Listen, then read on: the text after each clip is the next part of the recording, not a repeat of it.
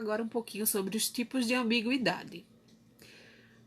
A ambiguidade ela pode ser chamada de estrutural quando ela é criada a partir de um posicionamento de determinada palavra ou expressão em um enunciado. Por exemplo, o advogado disse ao réu que suas palavras convenceriam o juiz. A palavra de quem? Do réu ou do advogado? Então, nesse caso aí, suas palavras se refere a quem? Como é terceira pessoa, o pronome sua se refere à terceira pessoa, então a gente não sabe se essa terceira pessoa é o réu ou é o advogado, tá? Então, o problema dessa ambiguidade aí é na estrutura. Ele precisaria deixar claro se esse sua se refere ao réu ou ao advogado.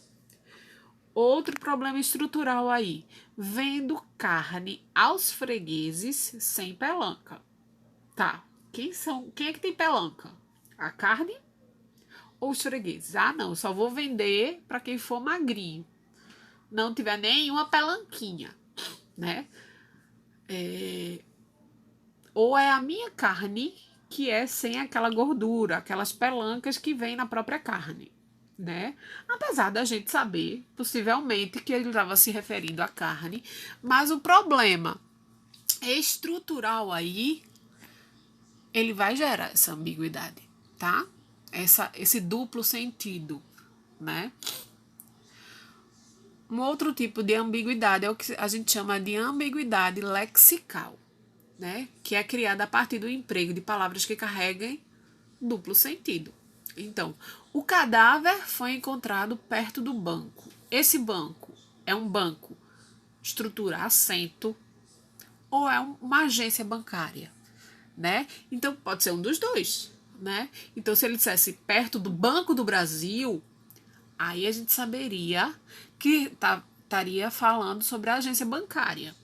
Agora, o banco de madeira ou o banco da praça, aí a gente saberia que ele estava falando do assento. Então, falta algo aí para a gente entender do que ele está falando, tá?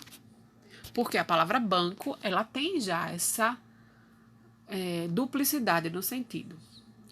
Alguma dúvida, qualquer coisa, gritem, tá? Quer dizer, vocês não podem gritar, né? Enfim, vocês tiram a dúvida comigo. Outra e a última ambiguidade aí pra gente trabalhar. Rede social.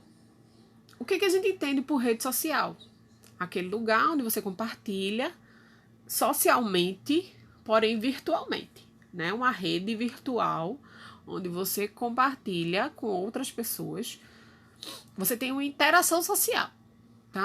Então, aí rede social aqui em casa é outra coisa. É uma rede, aquilo que a gente usa muito aqui no Nordeste, cheio de menino dentro, compartilhada aí por várias pessoas, né? E aí essa ambiguidade, essa duplicidade de sentido aí, com certeza também foi intencional para fazer uma crítica social aí a essa questão de nem todo mundo ter acesso à rede social, da internet ainda ser algo excludente, né? E a gente tá vendo muito isso, né? Esses dias. Enfim, essa questão da ambiguidade e da polissemia, a gente para por aqui. E a gente vai falar um pouquinho agora sobre as funções da literatura, tá? A gente já percebeu que a literatura é a arte da palavra e que a gente deve dar o sentido que a gente consegue através da leitura que a gente tem, né? E aí, eu, enquanto leitor, sou responsável pela interpretação do texto que o autor produz. Então, qual é a função a partir dessa visão do que é literatura? Qual é a função que tem a literatura? Para que serve a literatura, né? A literatura, ela tem uma função social, tá? elas ganham vida no momento da leitura. Então não adianta nada um escritor passar anos e anos escrevendo uma obra literária e botar dentro da sua gaveta. Porque ela só vai ganhar sentido, ela só vai ganhar vida no momento que alguém pega aquilo, aquela obra, e lê. Porque a literatura tem essa função social, né? De apontar uma visão, apontar uma nova perspectiva, ou uma perspectiva antiga também, né? Mostrar visões, tá? E ela só tem sentido quando é lida, tá? Então, a literatura, ela funciona como denúncia social. É uma das funções da literatura. A literatura como denúncia social, né? Então, a partir dela e através dela é dada a descrição de personagens apresentando as dificuldades pelos quais os grupos sociais que elas estão inseridas passam. Então, quando a gente fala do nordestino, lá em Vidas Secas, por exemplo, que é uma obra que retrata exatamente a questão dos retirantes. Então, toda essa questão, a dificuldade dos retirantes, do problema que existe no êxodo rural, no êxodo urbano, né, de sair, se deslocar de um lugar para outro procurando trabalho. Então, isso é uma denúncia social, né? De mostrar, de apontar a visão, por exemplo, dos retirantes. Ou como, por exemplo, em Dom Casmurro, quando ele mostra, ele aponta a questão da traição, ou não, né, de Capitu. Traiu ou não traiu? Então, essa questão da traição também é uma denúncia social, né, de que a mulher também pode ser adúltera, né? Não é só o homem que é adúltero, mas a mulher também tem essa característica também. Então, ela vai de acordo com a época, com o que a sociedade está vivendo naquele determinado período de tempo, fazer as devidas denúncias sociais, tá? Então, por exemplo, o que seria denúncia social hoje? A questão da homofobia, do racismo. Então, tem gente produzindo aí à torta e à direita coisas sobre homofobia, sobre racismo, né? Nesses dias atuais, então, tem muita coisa sendo produzida com essa denúncia social, né? Todo tipo de preconceito, né? Hoje em dia é literatura de denúncia social, né? A literatura, ela também pode ser como uma investigação psicológica, como uma análise psicológica. Ela vai nos revelar exatamente as motivações, os sentimentos, os anseios, as dúvidas dos personagens, que vai mostrar um mundo que talvez eu não conheça.